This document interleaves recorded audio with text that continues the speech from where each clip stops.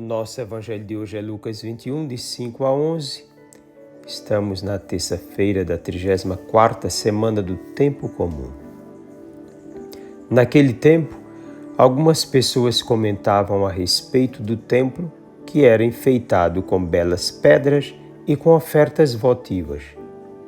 Jesus disse: Vós admirais estas coisas? Dias virão em que não ficará pedra sobre pedra. Tudo será destruído. Mas eles perguntaram: Mestre, quando acontecerá isto? E qual vai ser o sinal de que estas coisas estão para acontecer?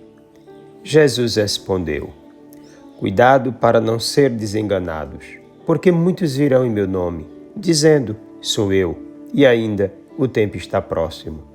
Não sigais esta gente. Quando ouvirdes falar de guerras e revoluções, não fiqueis apavorados. É preciso que estas coisas aconteçam primeiro, mas não será logo o fim. E Jesus continuou: Um povo se levantará contra outro povo. Um país atacará outro país. Haverá grandes terremotos, fomes, pestes, em muitos lugares.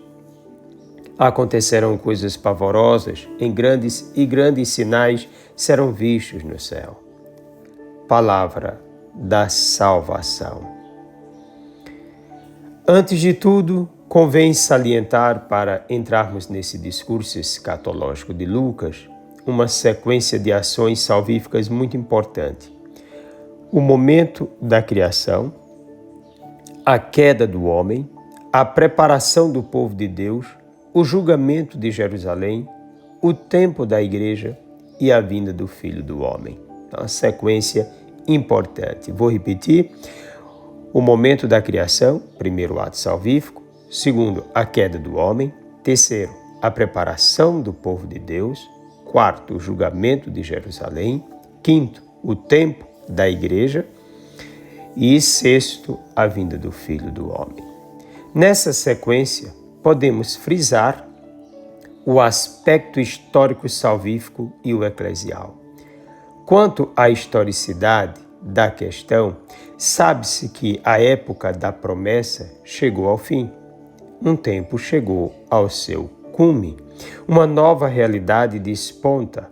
O plano de Deus atinge seu ápice em Jesus Cristo, morto e ressuscitado. Jerusalém passa por um julgamento que prefigura o julgamento final. O sinal prefigurativo mais forte é justamente a destruição do templo, lugar central da fé do povo de Deus. Enquanto muitos se encantam com a beleza física do edifício, Jesus declara o seu fim, sua inutilidade na nova e eterna aliança. O olhar de Jesus se voltava para outra realidade mais importante, mais significativa e essencial na sua missão. Trata-se da pessoa humana, principalmente aquela que humildemente se abandona à vontade do Senhor. Seu olhar fixou-se naquele centurião, na pobre viúva que lhe pediu a cura para uma filha, na outra triste viúva que conduzia seu único filho para o cemitério, em Pedro, quando este renunciava publicamente sua intimidade com o Salvador, naqueles que foram responsáveis pela sua morte, quando ao Pai pede o perdão para todos, pelo fato de desconhecerem a gravidade do que faziam. O coração de Jesus acompanha a lógica de quem enxerga as pessoas e não as coisas por si mesmas.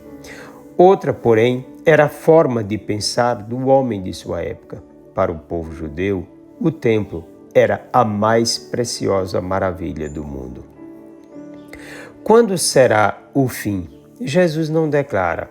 A data não tem importância para ele. Muitos se apegarão ao fim dos tempos, marcarão datas e farão absurdos, confundirão os demais com discursos desequilibrados, falsos e extravagantes. Abordarão os demais a fim de obter algum benefício ou lucro em cima do medo das pessoas.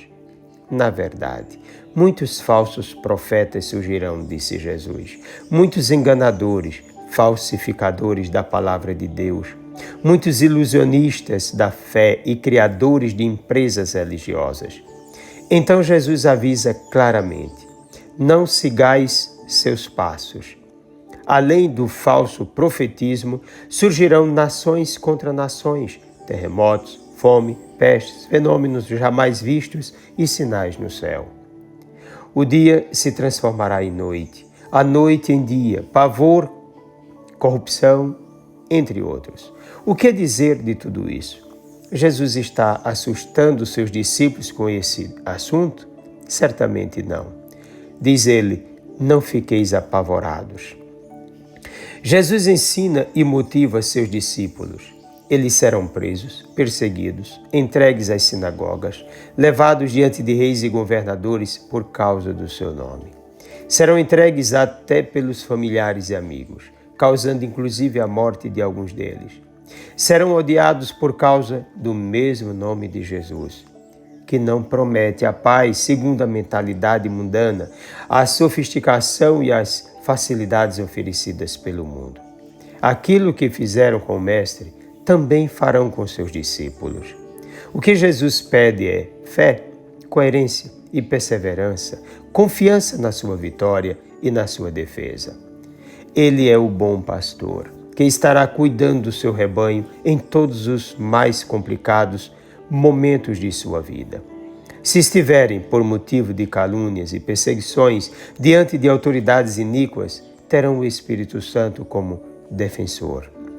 O importante é que cada um não siga as ideias e valores mundanos, mas tenham uma vida de fidelidade e comunhão total com o Senhor. Os discípulos serão convidados a testemunharem no tempo da igreja, com suas vidas, Jesus Cristo nosso Senhor. Testemunho que será realizado permanecendo firmes, a fim de conquistarem a vida eterna. Que cada um, dentro da perspectiva lucana, leve em conta o que aconteceu com os que foram martirizados por causa de Jesus. Sem desanimarem, vendo os exemplos dos antepassados, mantenham suas esperanças na vinda do Filho do Homem, no tempo determinado por Deus, segundo seus desígnios. E ainda possam ser vigilantes em oração e na proclamação corajosa da palavra de Deus. Enquanto o mundo pensa no fim, o discípulo pensa na salvação de todos. Desça sobre ti a bênção do Deus Todo-Poderoso, Pai, Filho e Espírito Santo. Um forte e carinhoso abraço.